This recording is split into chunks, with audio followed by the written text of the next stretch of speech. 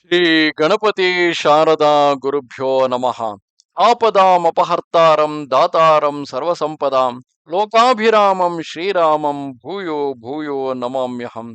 ಶ್ರೋತೃಗಳಿಗೆ ಶ್ರೀ ಅಳಸಿಂಗರಾಚಾರ್ಯ ವಿರಚಿತ ವಾಲ್ಮೀಕಿ ಮಹರ್ಷಿ ಪ್ರಣೀತ ಶ್ರೀಮದ್ ರಾಮಾಯಣದ ಬಾಲಕಾಂಡದಲ್ಲಿ ದಶರಥನು ರಾಮನನ್ನು ಕಳುಹಿಸಲಾರದೆ ದುಃಖಿಸಿದುದು ಎಂಬ 20ನೆಯ ಸರ್ಗಕ್ಕೆ ಸ್ವಾಗತ. ಈ ಮಾತನ್ನು ಕೇಳಿದೊಡನೆ, ಅಂದರೆ ವಿಶ್ವಾಮಿತ್ರರು ದಶರಥನ ಬಳಿಗೆ ಬಂದು ತಮ್ಮ ಯಾಗವನ್ನು ರಾಕ್ಷಸರು ಕೆಡಿಸುತ್ತಿರುವುದನ್ನು, ಆ ರಾಕ್ಷಸರ ನಿಗ್ರಹಕ್ಕಾಗಿ ಶ್ರೀರಾಮಚಂದ್ರನನ್ನು ತನ್ನೊಡನೆ ಕಳುಹಿಸಬೇಕೆಂಬ ಮಾತನ್ನು ಹೇಳಿದಾಗ, ಆ ಮಾತನ್ನು ಕೇಳಿದೊಡನೆ ದಶರಥನು ಒಂದು ಮುಹೂರ್ತ ಕಾಲದವರೆಗೆ ಪ್ರಜ್ಞೆ ತಪ್ಪಿದವನಂತೆ ಮೈಮರೆತಿದ್ದು, ಆಮೇಲೆ ಮೆಲ್ಲಗೆ ಚೇತರಿಸಿಕೊಂಡು ವಿಶ್ವಾಮಿತ್ರನನ್ನು ಕುರಿತು ಒಂದಾನೊಂದು ಮಾತನ್ನು ಹೇಳುವನು. ಎಲೈ ಮಹರ್ಷಿಯೇ, ಕಮಲದಳದಂತೆ ಕಣ್ಣುಳ್ಳ ಈ ನನ್ನ ಮುದ್ದು ಮಗನಾದ ರಾಮನಿಗೆ ಇನ್ನೂ 16 ವರ್ಷಗಳು ಕೂಡ ತುಂಬಿಲ್ಲ. ರಾಕ್ಷಸರೊಡನೆ ಯುದ್ಧ ಮಾಡುವಷ್ಟು ಶಕ್ತಿಯು ಈತನಿಗೆ ಇರುವಂತೆ ನನಗೆ ತೋರದು. ಇನ್ನು ಈತನಿಗೆ 12ನೆಯ ವರ್ಷವೇ ನಡೆಯುತ್ತಿರುವುದು. ಇಷ್ಟು ಚಿಕ್ಕ ವಯಸ್ಸಿನಲ್ಲಿ ಯುದ್ಧ ಮಾಡುವ ಸಾಮರ್ಥ್ಯವೆಲ್ಲಿಯದು? ಆದರೆ ಆಡಿದ ಮಾತಿಗೆ ನಾನೆಂದೂ ತಪ್ಪತಕ್ಕವನಲ್ಲ. ಇದು ಪೂರ್ಣವಾಗಿ ಒಂದು ಅಕ್ಷೋಹಿಣಿ ಸೈನ್ಯವು ನನ್ನ ಪೋಷಣೆಯಲ್ಲಿರುವುದು. ಅದೆಲ್ಲವನ್ನು ಸೇರಿಸಿಕೊಂಡು ನಾನೇ ಹೋಗಿ ಆ ರಾಕ್ಷಸರೊಡನೆ ಯುದ್ಧ ಮಾಡುವೆನು. ಈ ನನ್ನ ಸೈನಿಕರೆಲ್ಲರೂ ಬಹಳ ಪರಾಕ್ರಮಶಾಲಿಗಳು, ಸಮಸ್ತ ಶಸ್ತ್ರಾಸ್ತ್ರಗಳನ್ನು ಬಲ್ಲವರು, ಎಷ್ಟು ರಾಕ್ಷಸರನ್ನಾದರೂ ಎದುರಿಸಬಲ್ಲರು. ಈ ಕಾರ್ಯಕ್ಕೆ ರಾಮನನ್ನು ಕರೆದುಕೊಂಡು ಹೋಗುವುದು ಯುಕ್ತವಲ್ಲ. ನಾನೇ ಧನುಷ್ಪಾಣಿಯಾಗಿ ಹೋಗಿ ಈ ಸೈನ್ಯಗಳನ್ನೆಲ್ಲ ಕಾಪಾಡುತ್ತಾ ಯುದ್ಧ ಮಾಡುವೆನು. ನನ್ನ ಪ್ರಾಣಗಳಿರುವವರೆಗೆ ಹಿಂಜರಿಯದೆ ಹೋರಾಡುವೆನು. ತಮ್ಮ ವ್ರತವೆಲ್ಲವೂ ನಿರ್ವಿಘ್ನವಾಗಿಯೂ ಸುರಕ್ಷಿತವಾಗಿಯೂ ನಡೆಯುವಂತೆ ನನ್ನ ಕೈಲಾದ ಮಟ್ಟಿಗೂ ಪ್ರಯತ್ನಿಸುವೆನು. ರಾಮನನ್ನು ಮಾತ್ರ ಕರೆದುಕೊಂಡು ಹೋಗಬೇಡಿರಿ. ಈತನು ಬಹಳ ಚಿಕ್ಕವನು, ಧನುರ್ವಿದ್ಯೆಯನ್ನು ಚೆನ್ನಾಗಿ ತಿಳಿದವನಲ್ಲ, ಶತ್ರುಗಳ ಬಲವನ್ನು ತಿಳಿಯಲಾರನು. ಈತನಿಗೆ ಅಸ್ತ್ರ ಬಲವು ಸಂಪೂರ್ಣವಾಗಿಲ್ಲ. ಯುದ್ಧ ಮಾಡುವ ದಾರಿಯೇ ಈತನಿಗೆ ತಿಳಿಯದು. ಅದರಲ್ಲಿಯೂ ರಾಕ್ಷಸರೊಡನೆ ಯುದ್ಧ ಮಾಡುವ ದಾರಿಯೇ ಈತನಿಗೆ ತಿಳಿಯದು. ಅದರಲ್ಲಿಯೂ ರಾಕ್ಷಸರೊಡನೆ ಯುದ್ಧ ಮಾಡತಕ್ಕ ಶಕ್ತಿಯು ಈತನಿಗೆ ಸ್ವಲ್ಪವಾದರೂ ಇಲ್ಲ. ರಾಕ್ಷಸರು ಯಾವಾಗಲೂ ಮಾಯೆಯಿಂದ ದೊಂಬಿ ಯುದ್ಧವನ್ನು ಮಾಡತಕ್ಕವರು. ಆದುದರಿಂದ ಆ ಘೋರ ರಾಕ್ಷಸರೊಡನೆ ಯುದ್ಧ ಮಾಡುವುದಕ್ಕೆ ಈತನಿಗೆ ಯೋಗ್ಯತೆ ಎಲ್ಲಿಯದು?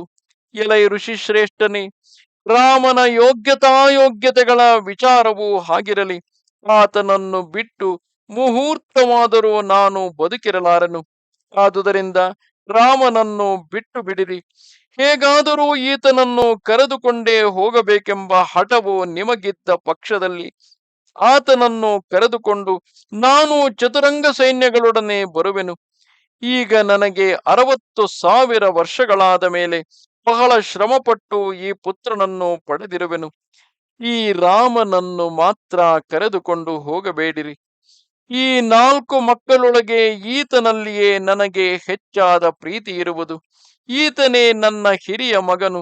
ಈತನೇ ಕುಲಧರ್ಮಗಳೆಲ್ಲವನ್ನೂ ನಡೆಸತಕ್ಕವನು. ಈ ರಾಮನನ್ನು ಬಿಟ್ಟು ಬಿಡಿರಿ. ಎಲೈ ಮಹರ್ಷಿಯೇ, ಆ ರಾಕ್ಷಸರ ಪರಾಕ್ರಮವೆಂತಹುದು? ಯಾರ ಮಕ್ಕಳು? ಅವರ ಹೆಸರೇನು? ಅವರ ಆಕಾರವು ಹೇಗಿರುವುದು? ಅವರಿಗೆ ಅಂಗರಕ್ಷಕರಾರು? ಅವರನ್ನು ಜಯಿಸುವುದಕ್ಕೆ ರಾಮನಿಂದ ಹೇಗೆ ಸಾಧ್ಯವು? ದೊಂಬಿ ಯುದ್ಧ ಮಾಡತಕ್ಕ ಆ ರಾಕ್ಷಸರನ್ನು ಕೊಲ್ಲುವುದಕ್ಕೆ ನಾನಾಗಲಿ, ಸೈನ್ಯಗಳಾಗಲಿ, ಅಥವಾ ರಾಮನೇ ಆಗಲಿ ಮಾಡಬೇಕಾದ ಉಪಾಯಗಳೇನು? ಅವರೆಲ್ಲರೂ ಪರಾಕ್ರಮದಿಂದ ಬಹಳ ಕೊಬ್ಬಿದವರು, ರಾಕ್ಷಸ ಜಾತಿಯವರು, ಬಹಳ ದುರ್ಬುದ್ಧಿಯುಳ್ಳವರು. ಅವರೊಡನೆ ಯುದ್ಧ ಮಾಡುವಾಗ ಹೇಗೆ ನಡೆದುಕೊಳ್ಳಬೇಕು? ಇವೆಲ್ಲವನ್ನು ವಿಸ್ತಾರವಾಗಿ ನನಗೆ ತಿಳಿಸಬೇಕು ಎಂದನು. ಈ ದಶರಥನ ವಾಕ್ಯವನ್ನು ಕೇಳಿ ವಿಶ್ವಾಮಿತ್ರನು ಹೇಳುತ್ತಾನೆ, ಎಲೈ ರಾಜನೇ, ಪುಲಸ್ತ್ಯ ವಂಶದಲ್ಲಿ ಹುಟ್ಟಿದ ರಾವಣನೆಂಬ ರಾಕ್ಷಸನೊಬ್ಬನುಂಟು. ಆತನು ಬ್ರಹ್ಮನಿಂದ ವರವನ್ನು ಪಡೆದು ಅದರ ಬಲದಿಂದ 3 ಲೋಕವನ್ನು ಬಹಳವಾಗಿ ಬಾಧಿಸುತ್ತಿರುವನು. ಆತನು ಮಹಾಬಲವುಳ್ಳವನು, ಮಹಾವೀರ್ಯವುಳ್ಳವನು. ಅನೇಕ ರಾಕ್ಷಸರು ಆತನ ಅಧೀನದಲ್ಲಿ ಇರುವರು. ಆತನು ಸಾಕ್ಷಾತ್ ಕುಬೇರನ ತಮ್ಮನು, ವಿಶ್ರವಸ್ಸೆಂಬ ಮಹರ್ಷಿಯ ಪುತ್ರನು.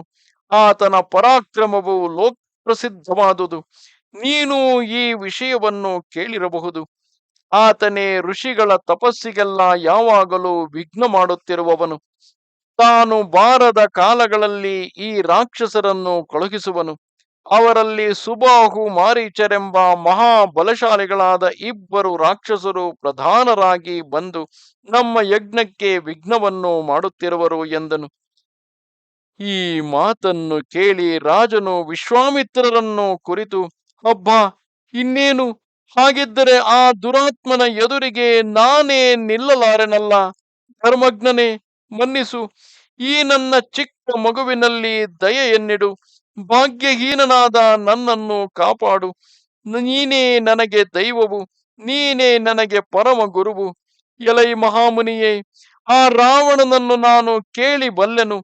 ದೇವತೆಗಳಾಗಲಿ, ದಾನವರಾಗಲಿ, ಗಂಧರ್ವರಾಗಲಿ, ಯಕ್ಷ ಕಿನ್ನರರಾಗಲಿ ಆ ರಾವಣನ ಮುಂದೆ ನಿಲ್ಲಲಾರರು.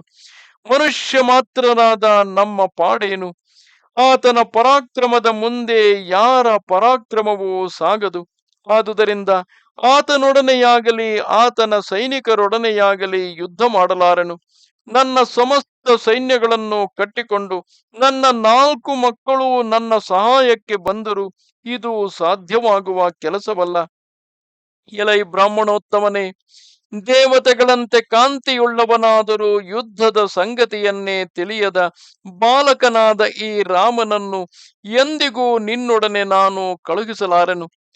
ಇದೂ ಅಲ್ಲದೆ ಆ ಮಾರೀಚ ಸುಬಾಹುಗಳೆಂಬ ರಾಕ್ಷಸರಿಬ್ಬರು ಸುಂದೋಪಸುಂದರ ಮಕ್ಕಳು, ಯುದ್ಧದಲ್ಲಿ ಯಮನಿಗೆ ಸಮಾನರಾದವರು. ಅಂತಹವರನ್ನು ಎದುರಿಸುವುದಕ್ಕೆ ನನ್ನ ಮಗನನ್ನು ಎಂದಿಗೂ ಕಳುಹಿಸಲಾರೆನು. ಆ ರಾಕ್ಷಸರಿಬ್ಬರು ಬಹಳ ವೀರ್ಯವಂತರು, ಯುದ್ಧದಲ್ಲಿ ಮಹಾ ನಿಪುಣರು. ಇಂತಹವರು ಇಬ್ಬರು ಸೇರಿ ಬಂದಾಗ ನನ್ನಿಂದಲೇ ಯುದ್ಧ ಮಾಡಲು ಸಾಧ್ಯವಿಲ್ಲ. ಒಂದು ವೇಳೆ ಮಿತ್ರರಾದ ಅನೇಕ ರಾಜರನ್ನು ಸೇರಿಸಿಕೊಂಡು ಹೋಗಿ ಅವರಲ್ಲಿ ಯಾವನಾದರೂ ಒಬ್ಬನೊಡನೆ ಮಾತ್ರ ಯುದ್ಧಕ್ಕೆ ನಿಂತರೆ ಒಂದು ಕ್ಷಣ ಕಾಲದವರೆಗೆ ಹೋರಾಡಬಹುದು ಎಂದನು. ಈ ಮಾತನ್ನು ಕೇಳಿದೊಡನೆ ಬ್ರಾಹ್ಮಣ ಶ್ರೇಷ್ಠನಾದ ವಿಶ್ವಾಮಿತ್ರನ ಮನಸ್ಸಿನಲ್ಲಿ ಸ್ವಲ್ಪ ಸ್ವಲ್ಪವಾಗಿ ಕೋಪವು ಅಂಕುರಿಸಿತು.